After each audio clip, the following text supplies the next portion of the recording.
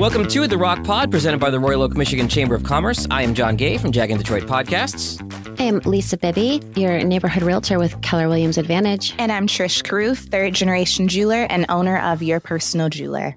Really excited for today's guest. I saw him speak at an event a couple months ago and was hanging on his every word. No pressure, by the way. So we're excited to sit down and chat with him today. That is Bob Chapa of Signarama in Troy. Welcome to the podcast. Thank you for having me. Really appreciate the opportunity. Bob, when I saw you speak previously, one of the things you really focused on was branding, which is obviously your bread and butter at Signarama. Why is branding so important to a business and our local Royal Oak Chamber businesses that are listening right now? Sure. I've been in business for over 25 years, and our business started as a regular old sign company, banners, some vehicle graphics, car magnets here and there. And as the industry has evolved, as the business model has evolved, whether you're a small business or big business, really, most of what we do nowadays is helping companies understand their brand and then make sure that their brand is recognized in the community. So signs are just one part of that. There's a million different facets that tie together the importance of branding. But from what we do and our team here at Signarama, our goal is to make sure that people are able to be excited about who they are, whether it's a new restaurant opening up, a jeweler in town, a car wash, a small business. Really, the whole idea is to create that feeling of who you are. Signs are just one part of it. So, Bob, can you tell us a little bit more about how signs play into the branding? Sure. So most of the time, signs are the part that everyone remembers first. The order of operations that we typically talk to our clients with is signs are what you have on your building. People drive by, whether they're ready to talk to you or not, they're going to remember that image. And then secondary to that is customer service. It's how you treat them. The best example I like to use is a car dealership. If you're at a brand new high-end Lexus dealership, you're going to get a level of service when you walk in the door that feels very different than walking into a 37-year-old used car lot around the corner. The feeling is just different. And oftentimes the signs are different, right? When you're walking into a 37-year-old used car lot, what to expect. You're there for a reason. When you walk into a Lexus dealership and you see beautiful shiny signs everywhere and somebody greets you right at the front door and asks you if you'd like a cup of coffee, you just feel like you're in a different environment. And that all ties together how we like to present branding to our customers. Signs are the first visual thing that everybody sees when they think about your company. Yeah, I've actually gone into businesses sometimes just because I like the sign and I was intrigued. I'm like, who is this company? Yeah, it's a little bit of a sickness. We joke about it when we have new team members here and you start going through training. You end up spending the first 2 to 3 months just literally touching everything. Yeah. You start to see signs in hallways and on buildings. In fact, my daughter, we were just on a family vacation here a couple months ago, and she decided, because I have this bad habit of touching signs wherever we go, she decided to literally start an Instagram page called Dad on Vacation. It was behind the scenes, just me touching all the signs in our week-long family getaway. It was great. She told me about it afterwards, of course. I'm glad you mentioned your daughter, Bob, because you talked about this in the presentation I saw you give. The story about your daughter and getting the car, I thought was really powerful. Do you mind sharing a short version of that with us? Yeah, absolutely. In fact, it's one of my favorite customer service stories of all time. Nora, my daughter, I love her to death. She's fiercely independent, super confident. She's actually going off to college.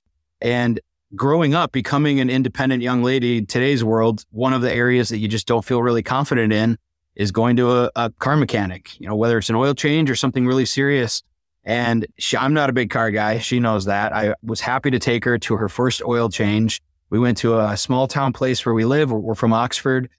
We stopped into an oil change place, and admittedly, they have every type of sign you can imagine. They're sort of that cliche I was talking about where it might be a little too much just to try to draw a crowd in.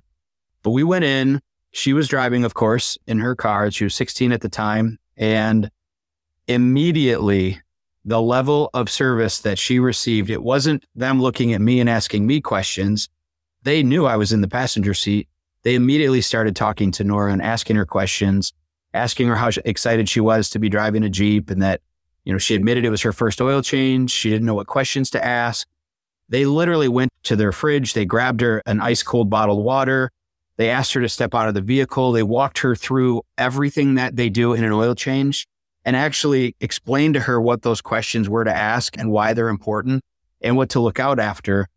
And I'll be honest with you, that this place earned my business for life. Every vehicle I have will always have our oil change there. And by the time they left, 3 guys wearing oily, basically uniforms. It's technically a dirty job. Their customer service was through the roof. By the time they left and they walked her to the car as we were pulling out, they said, "We expect you to call us. If you are on the side of the road stuck somewhere, if you can't get a hold of your dad, if your car ever needs anything, you give us a call and we'll take care of you." I was speechless. I mean, I was proud that we found the right place to take her to, but it completely changed my mind about some of the small businesses that you get to walk into. You just don't know what you're going to expect sometimes. It was great. She's been there many times since. She just took her car there to get the oil change before she heads off to college. I think that's worth a drive just to go down there and get my oil changed. Absolutely. And I've since told them that I've shared this story with dozens and dozens of people because they deserve it. We left them a great Google review. For me, customer service is everything. It really stands out when you are able to find a business that takes that serious. Well, and you touched on a subject I love, and I don't know if we're going off into the tangents here, but I love that they addressed her. You know, so many times in this business and many other businesses, even in the real estate business, I've sat with people and they talk to the husband the whole time. Mm-hmm. And I'm like, there's a wife sitting there that needs your attention just as much. Yep. And you have to know who to talk to and then sometimes how to jump back and forth if you're talking to couples. But I love that they addressed the daughter because she was the one behind the wheel. Absolutely. It's clearly her car. That's absolutely true. You know, understanding the audience when you're having conversations with clients is so incredibly important. Oftentimes, the real decision makers are the quiet ones in the back. Yes. Whether it's a husband and wife or whether it's some super boss that just likes to hang out in the back corner of the room, you really, really have to think through who the audience is and make sure you're addressing everyone. Quick other tangent off of Lisa's tangent is... I love tangents.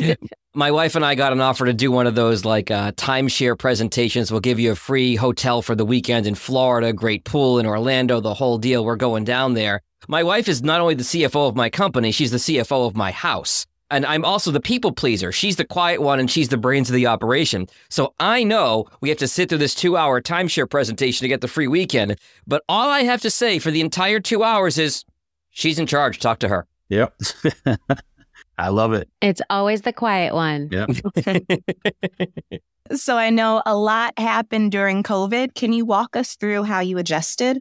Absolutely. You know, I'll be really honest with you. In our business, we've been through 2 really tough times here in Metro Detroit. Obviously, 2008, 2010 was really, really tough. That was an economic downturn. That was just an immediate feeling of change right away. And that completely sort of changed the path in which we were trying to grow our business here in Metro Detroit. There is no way that anybody in any industry could have expected how rapidly COVID would have impacted our businesses. It wasn't as if things were just getting slow or people weren't buying. It was just that everyone was scared and nobody really knew what to do. And the entire attitude from employees to customers just changed so quickly. We reacted fast. In fact, that's something that we're very proud of. It's something we do in every weird, difficult situation. We try to react very quickly. And as a large sign company, the first thing we knew we had to do was make sure that we were keeping the community together, supporting the emergency responders, the police officers, the hospitals. So even though we're good friends with everybody in the city of Troy and we pull permits for our clients every single day in all the neighboring communities, we immediately just filled the front of our business with signs, supporting hospital workers, supporting the fire departments that were in and out of houses and checking on people. At that time, if you really think about it, everyone was afraid to even touch gas pumps, right? Yeah. You were putting gloves on because we just didn't know what to expect. And we immediately started making signs for all the hospitals that we were putting out, supporting the nurses and the doctors that were there. And our first plan was to just try to keep the community strong, keep everybody together. There was enough fear everywhere. And that helped a ton. And what really was interesting for our line of work, most people think of us for graphics and logos and signs. And the truth is, with our equipment and what we do, we immediately became a rapid solution for the clear plastic barriers that everyone saw everywhere, from the restaurant, the takeout line, when all the restaurants were closed, to the gas stations. And eventually, as things were starting to just slowly open back up, every single person you had to speak to at any business had a clear acrylic shield in front of them. So we knew that was coming early on, we kind of understood that path, and I ordered every single piece of clear acrylic available in the entire state. We had literally pallets and pallets of clear acrylic. We didn't know what to do with it at the time, but we just kept making more and more shields of different sizes with protective barriers, really just to try to help businesses stay open. I have a lot of friends in the community that are business owners who their entire business model literally permanently changed. Ours didn't permanently change, but we were there to help make sure people stayed open. It took about a week and a half for our business to be considered an essential business. You know, we worked through the entire pandemic. I'm very proud of my team. Some amazing people on our crew that didn't miss a beat. After about a week of securing materials, we designed and started creating with all of our laser engraving equipment, the clear face shields. Mm-hmm. I mean, from scratch. Literally, we've never made these things before. It's not like a line item we had on our previous business. We made over 20,000 clear shields and completely donated them to all the local hospitals. They, at first, didn't want them because they were told that the state of Michigan and the federal government had them coming. And obviously, as we all remember from seeing this in the news, that just didn't happen. They were moved, they were diverted to other states or wherever they all went in the country. But Michigan really didn't have that option. And we were really proud to have done that. Honestly, I still get a little bit choked up. I have a folder of all the letters that we received from the nurses and the doctors who, at the time when our boxes would show up of face shields, a nurse who worked the morning shift would finish up his or her shift and literally hand the same mask to the next nurse that was covering them, who would hand it to the third nurse of that day. They were sharing face masks. And it sort of brings you back when you start thinking about it and how tricky all of that was.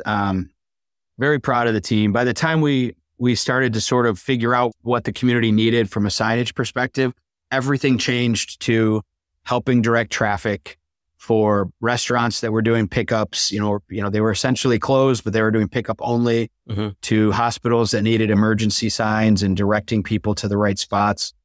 So it was a pretty wild time. I certainly have zero interest in ever going back to that mode. It was, things changed so fast, and it feels good to see the community that stuck together. A lot of businesses really supported each other, and pretty proud to be in the area.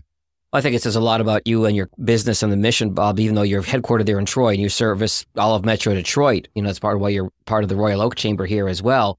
You really feel like you're part of the community, and it shows in just the way you're describing what you went through during COVID. Yeah. Outside the community, I know you have a bit of a mastermind group. You're a franchisee there at Signarama in Troy. I know you talk to other franchisees to share ideas. This is something that I do with my podcast business, with other podcast producers around the country. You talk about how that's been valuable to you and how the dynamic works there? Yeah, you know, honestly, I could not be more proud to be a part of the Signarama franchise. I grew up in an independent family sign company in Waterford, actually. My parents had a sign business. I had no interest in being involved in the sign industry.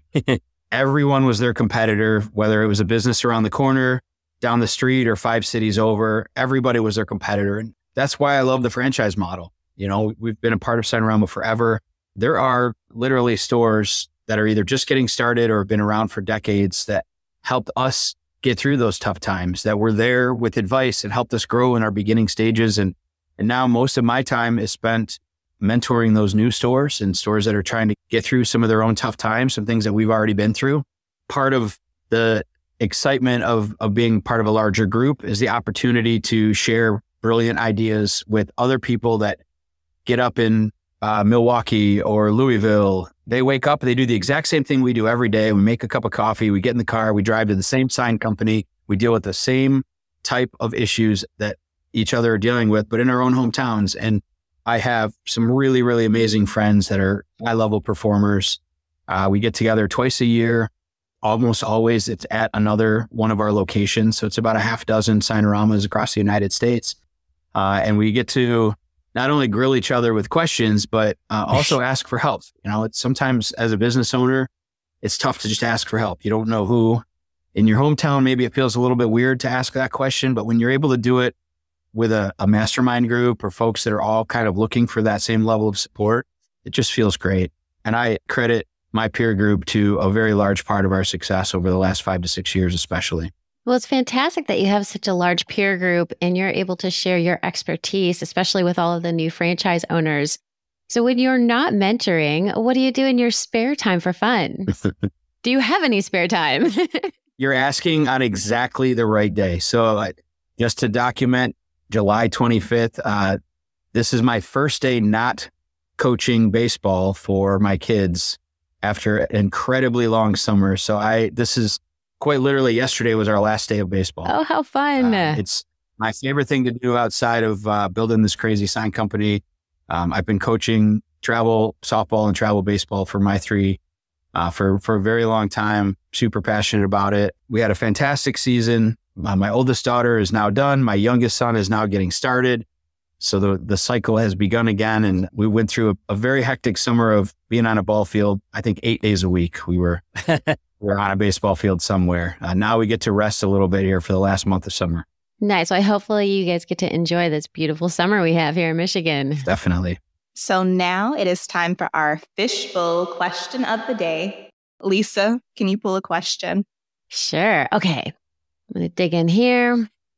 What is something that you can never seem to finish? Ooh. I could probably think of a couple things, but what comes to my mind first, because it's a never-ending thing for me, is my to-do list. I have changed my method of tracking my to-do list quite literally from paper to something fully digital that I can use and move around, back to paper, back to small notepads, back to giant graph paper. I have tried to adjust my to-do list planning so many different times. It never ends. As soon as I start to get something that works, I find something else that's cool, a fun app or a great way that somebody taught me, and then I switch that up. But never run out of things to add to the list, that's for sure. You know, I've tried quite a few different ways to do that too. And the best thing for me is taking a pen to paper and crossing off that one to-do item that I just completed. I love it. I have this red highlighter with me all the time. It's my favorite part of the day is highlighting off things as I get them checked off the list. You know what you could use for your to-do list, Bob? What's that? A sign. Ah, yes. That's the ex-radio DJ in me. I couldn't resist the pun. I apologize. Well, thanks so much, Bob, for coming on. Can you tell everyone who's listening what is the best way to contact you? Yeah, absolutely. And again, I really appreciate everybody's time today. This has been fantastic. Certainly something we've wanted to do more and more in the community. So I do appreciate the opportunity. The best way to reach us, 2 different ways. Right on our website, michigansignshops.com. We have an amazing portfolio where you can look at all the different types of sign products that we do by category or by city. So if you typed in Royal Oak, you would see all the projects that we've done in Royal Oak. It pops everything up and you'll see some of the amazing work we've done in the area. Another great way to reach us is just to call us directly at 248-585-6880. My team would be more than happy to help out with anything we can. Thank you so much, Bob, for joining us today. My name is Lisa Bibby, and I'm a realtor with Keller Williams Advantage. I put the real back in realtor. Unsure of how the market is shifting and thinking of selling this year? Call for a free consultation. You can find me on Facebook, YouTube, and Instagram at Sold by Lisa B. I'm Trish Carruth, 3rd-generation jeweler and owner of Your Personal Jeweler. I specialize in creating custom engagement, wedding rings, and fine jewelry. You can find me on Instagram and Facebook at The Personal Jeweler, on our website, www.thepersonaljeweler.com, or check out our storefront in downtown Royal Oak on 4th and Washington. And I am John Gay from Jag in Detroit Podcast. My whole business model is I can help you create a podcast without the need for a podcast studio, just like this we're doing right here. If you like the way the show sounds, you wanted me to create a podcast for your business or brand, you can find me online at jagindetroit.com. I want to thank all of you for listening to this episode of the ROCC Pod, produced for the Royal Oak, Michigan Chamber of Commerce. For more information about the Chamber and Chamber events, you can visit royaloakchamber.com. Thanks, everyone.